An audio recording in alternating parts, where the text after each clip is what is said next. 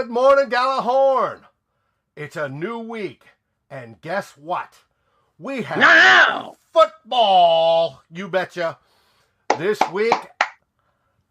week, our Minnesota Vikings go into town into Denver to battle the Denver Broncos. Yes, we are. What do you think of that, princess? My girl. Yeah. Drew and Princess, I do believe we get to watch this game. Yes, I think it's going to be on regular TV. I do too. Preseason openers finally here. Woo-hoo.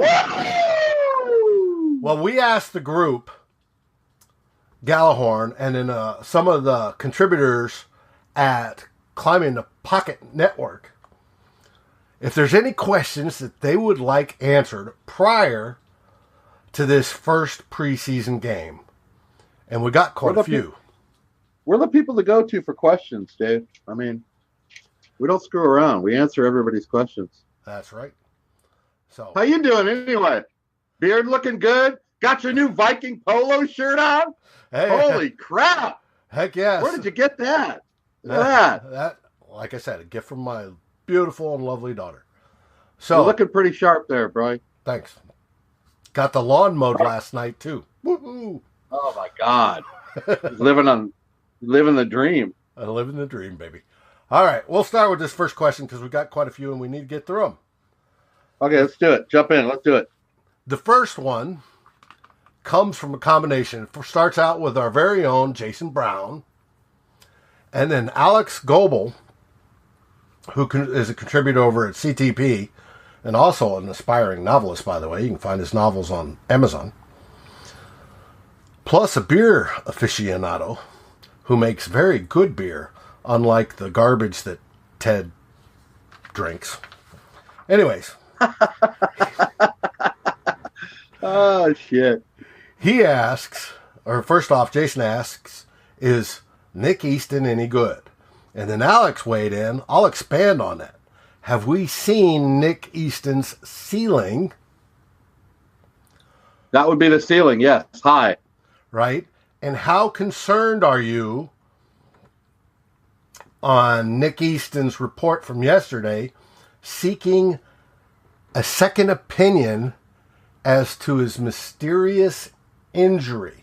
Now, we heard later that the injury comprises the neck and the back. And instantaneously, we got fears of John Sullivan, God, going through training camp and then having his back iced and whether he's going to make it or not and all that. Well, there was further information today. If I look up my handy-dandy pocket computer,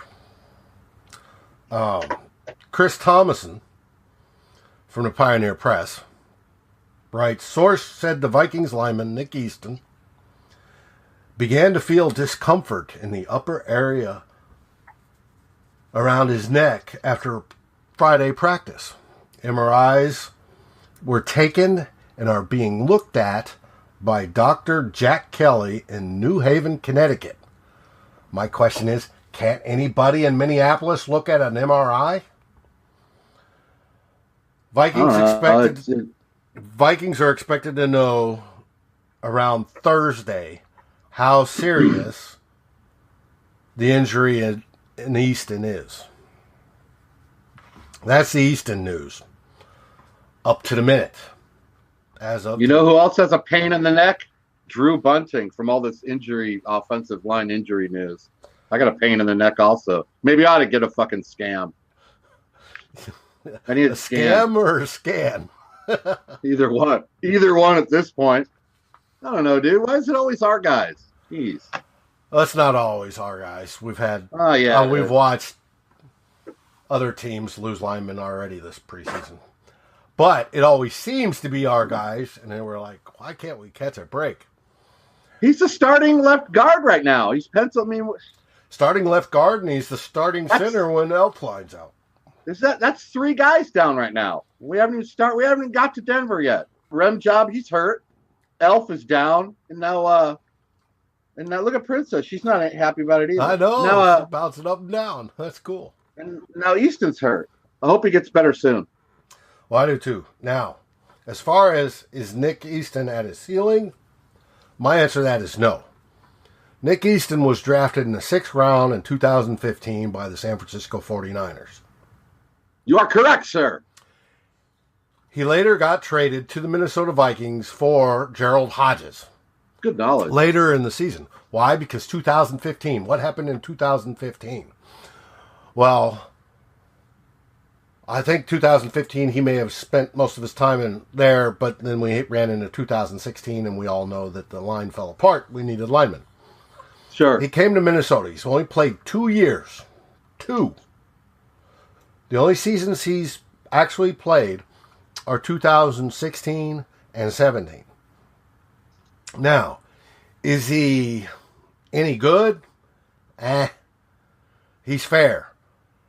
Especially when it comes to run blocking. His pass blocking, though, is decent. I was looking at his scores, and he scores mid-range 60s on average, which isn't bad. That's their average point. And when you consider how many linemen they're probably more below him than are above him.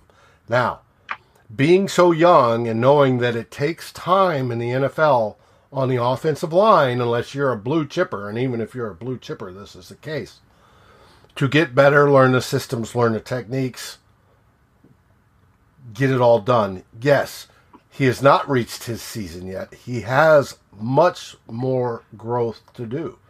If you think of him as Joe Berger started out as the perennial practice squad guy and then backup guy, and for years and years and years, that was his role. But towards the Berger, end, difference is he played. But Berger over time got better and made a career of it. I'd say the same thing about Sendejo, for that matter. I think Easton can do that. I think he can develop into a decent guard. Well, let's hope so. And decent backup center to go on top of that. Hopefully we don't need him at that position. Next question. This one comes from Yinka Allende. Our buddy Yinka. Yinka! In the group. What up, Yinka? On Climbing the Pocket, on Daily Norseman, and around the Vikings vlogosphere on mini shows. Also an aspiring actor, if you don't know. He's done some short films and done some plays. Hey, I've done short films too. They're hard to find, though. Yep. He's a good young man. His question is, to you, Drew, and to me, what do the Vikings do if Kirk goes down 8 days prior to the season start? Well, first I'm going to soil myself, and then I'm going to hop in my truck and go to the liquor store and buy a bunch of bourbon. Then I'm going to come home and curl up in a corner in the fetal position and drink till I pass out. That's the plan. That's not a bad plan. I haven't taken it much. I mean, we don't even want to answer this question, do we? Oh, no! Princess, help me! Well, I can tell you what the Vikings would probably do, or at least I'm Coach staying Zimmer. the hell away from this question. I don't want to even. It's not even funny. Coach Zimmer would be jumping up and down on Rick Spielman's desk. Danger, Will Robinson! Danger! No, Will Robinson! Danger! Oh, geez. Screaming to make a phone call to New York. For what? He'd want Teddy. Oh, come on, dude. We're not going to go that way, are we? Teddy? Yep. Come on, no. We got to salvage the season somehow. 14 touchdowns ain't going to win a Super Bowl. We'll make a phone call, but no, you know what? It'll probably be Siemian. Look what happens to the backup quarterbacks when they cut. Look what happened to Keenum, man. Turned into a star. Siemian will probably lead the league in passing if that happened. If you're a backup in Minnesota, you do pretty well. Mm-hmm. You really think he's going to get on the phone and try to get Teddy back in here? Really? That'd be my guess. But who knows? Hey, Teddy may have earned his starting job there. He's the only one that hasn't thrown an interception yet in Jets camp. Yeah, that's true. He's well, you're kicking ass at Jets camp. It means you're taking names. I mean, come on. I know it's like the next step up from Pop Warner. There you go. That's I don't want to answer that. It's not going to get hurt. Everything's going to be fine. Good luck to you, Teddy. I know you're watching, so I want to stay off the knee. Be careful out there in New York. Don't let the press spit you out either. You flip them the finger if they give you any shit. Okay. Sean Gooderham from the Gjallarhorn Group would like to know With the new tackling rule, will Andrew Sendejo even have a job this season? The obvious answer is yes. Sendejo will make the team. He will have a job. Now, the only problem we got to worry about is if he gets suspended because making some of the hits that he's notorious for making. Right. And then we'll argue, was this hit legal? Was it not legal? Vikings are being screwed, etc., etc. And it'll cause a whole bunch of Twitter to blow up, and it'll be normal stuff. But yes, Sendejo, who's gotten a lot better over his 8 years, will make the team, and he will be starting next to Hitman Harry. Okay, good. That this helmet rule is it's really gonna throw a big wrench. I'm gonna have to get used to it myself, which I probably won't. More money in the swear jar, Dave. Yes, you know my swear money. jar. I got over $1,200 in that baby last year. I donated to the hospitals. It's going to be tough to get used to that rule. We're going to make football violent again, or we're not. That's next good. Question comes from Luke Braun, who's at Climbing the Pocket as part of the Pocket Protectors team with Eric Eager and Jason Brown. Meow meow. Luke can also be found at Purple PTSD and Vikings territory, where he resides. But Luke asks, choose two.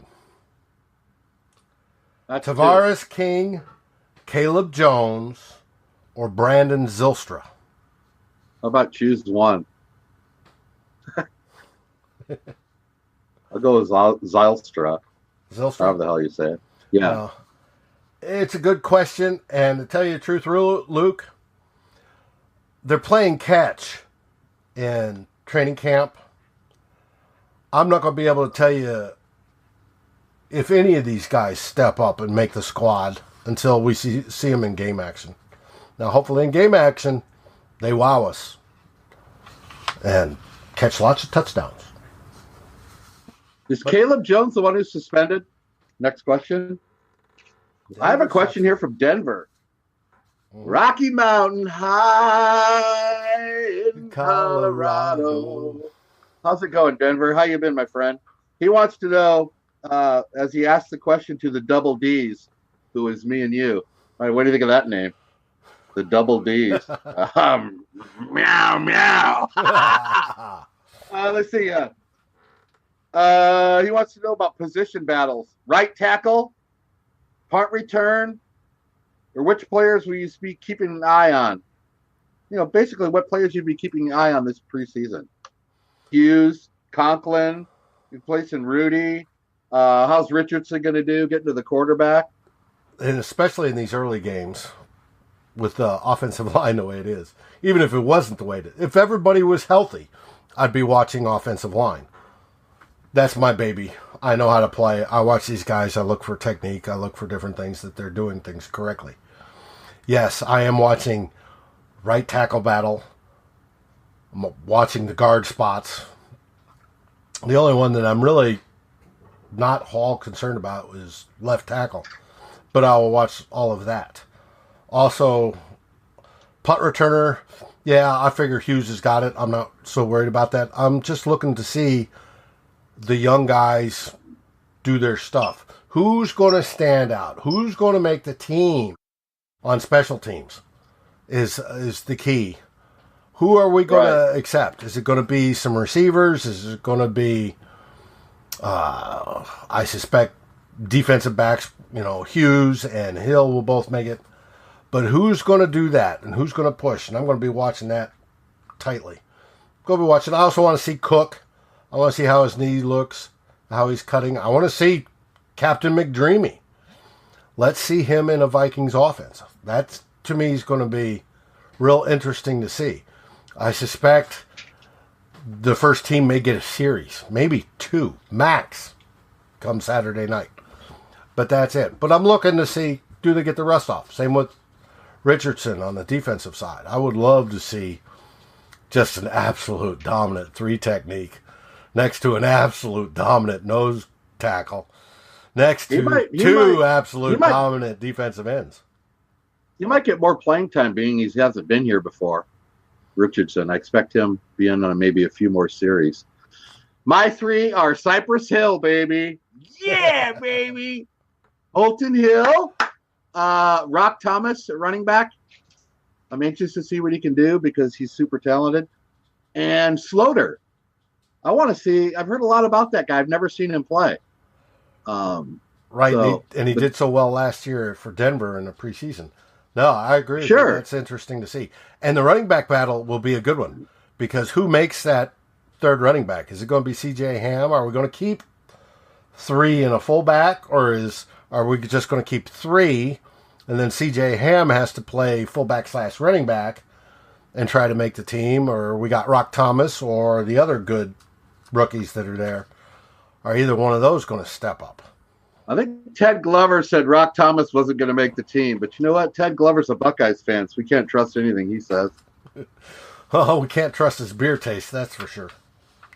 What the hell does he drink anyway? He drinks frou-frou beer. It's like pumpkin latte, lilac scented, tastes like skunk's ass beer. Pumpkin latte? Yes. Oh, man. No, he doesn't. Really? Yes, he does. Can't drink pumpkin latte beer, honestly. Okay, what's next? Who we got next? Next question. Next comes from our buddy overseas, Geraldo Mastini. Mastini. Direct from the homeland. He says, we're not talking about kickers anymore. How's it going? Good. That's all I got. Sorry. Geraldo, it's a great question. I have no idea. All I've heard is Carlson hit a long one over 60. That's about it. There we go. There we go. That's good info. That's good update right there. You know, everything Carlson else hit one over 60. And also missed one wide left. But hey, you know, that's the way the Vikings. I did hear that Forbath is a hell of a cribbage player. I heard that also. So you throw that in there. Hey, that's Minnesota's state game. I love playing cribbage. Either Carlson or Cobra Kai is going to be kicking the ball. We'll know that week 1. So that's all I got. Update. Sorry. Our next one comes from our friend, speaking in other countries, up in Canada. Oh, Canada. Canada. La da da, whatever they say. I don't know. Our old buddy and blogger Darren Campbell asks, what up, DC? Will Drew Bunting be 225 by the season opener? You know what? I have to say that's probably not going to happen. I thought it was going to happen 2 months ago, but the pounds are not melting off anymore. I've lost 44 Chuck Foreman pounds as of today. I'm at 253. Was it 297? I'm not going to make 225 by kickoff. Unless I get out fine, I'm willing to do that to lose the weight. I want everybody to know that. I'm willing to, get hooked on meth so I can lose the final 30 pounds. But thanks for checking in with that, but I don't think I'm going to make it. I'm going to try my damnedest. I'm going to give it that old Mick Tingelhoff try, baby. But good for you. I don't think damn, that's a lot of weight lost. I got one for you. Falconeri, one of my favorites. The fan of Susie Colbert's fan club. He's the president. Says directly at you, are we concerned with our depth at wide receiver? You're on. And the answer to that is yes, we are concerned. I thought when we signed Kendall Wright in the offseason that we'd be pretty good because we're getting 1,000-yard possible receiver. Dude, he's doing crappy. He's been a huge disappointment in camp. He hasn't even caught one pass from Dreamy yet. Dreamy McGranite-Jaw. Well, he did make it some first-team reps already, but it's just he's looked horrible. Now, the only good thing is it looks like Tree Stump, Laquan Treadwell for the uninitiated, does look like he's playing a little better. Come on, Tree Stump, do it. So, and I fully expect that Laquan will be our number 3 receiver. He'll earn that spot, and he will get open quite frequently because all the defensive backs will be paying attention to Diggs and Thielen. So you think he's got that third spot though, right? Nailed down. I think he's got it nailed down. Reason being, he plays outside. Period. Diggs and Thielen play outside or inside in the Y. So inside on the slot. Either way, they both play any of those 3 positions outstanding. He's stuck outside. So, even with Kendall Wright would have been in the slot. He's a slot receiver, which would have pushed our Diggs and Thielen outside. Sure. I think it's best we'll get most advantages from Treadwell playing better outside than any other position. And I hope that's the case. And I hope we get to use him. I hope all that promise out of college about being a ball control guy, reaching for it, the whole works, battling for it, and getting the end zone touchdowns comes to fruition. Now, once you get past that, Stacy Coley's been hurt all fall or all summer. And it's just like, come on, dude. You got to try to make the team.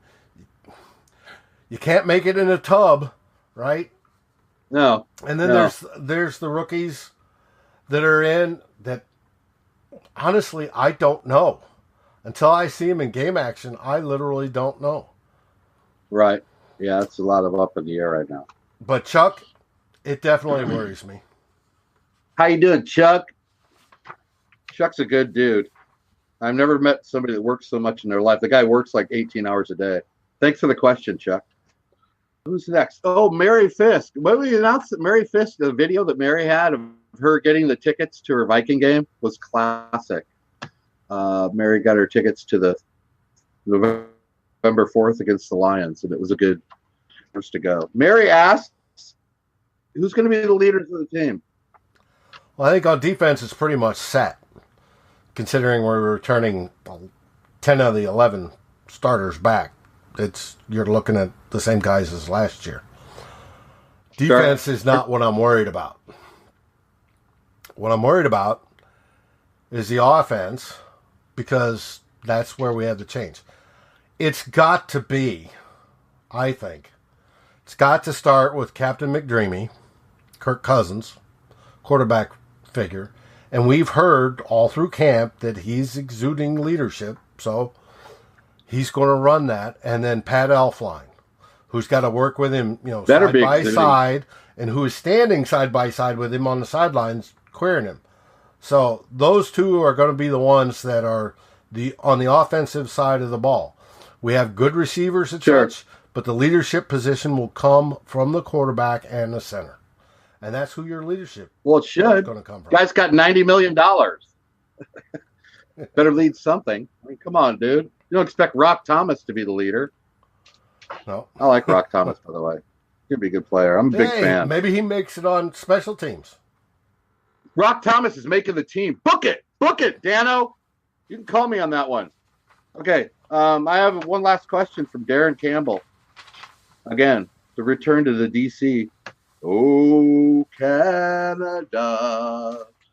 What is the next one? My Proud Land or something? How comfortable are you with Trevor Siemian backing up Granite Jaw McDreamy? I'm fine. He's demonstrated in the past that he can win, half the games. That's what you expect out of a backup quarterback. I hope it stays that way, that he remains a backup quarterback and we don't have to worry about it. One of the selling points on Kirk Cousins was the dude never gets injured. Now he's in Minnesota Vikings, and I'm worried my ass off. That's exactly right. That's going to happen. No, but as long as he can be on the bench and win at least, half his games if he has to come in, but hopefully he never has to come in, I'm cool with that. Absolutely cool. Who you got there? Right on. You got somebody on the cover. Hold it still. I just got this magazine in the mail yesterday. It's a fantasy football study up guide. And look who's on the cover. Cooker! The chef, baby. He's going to cook us up some touchdowns. Oh, meow, meow. We got a couple more questions. One I missed. We have from Alex Global again.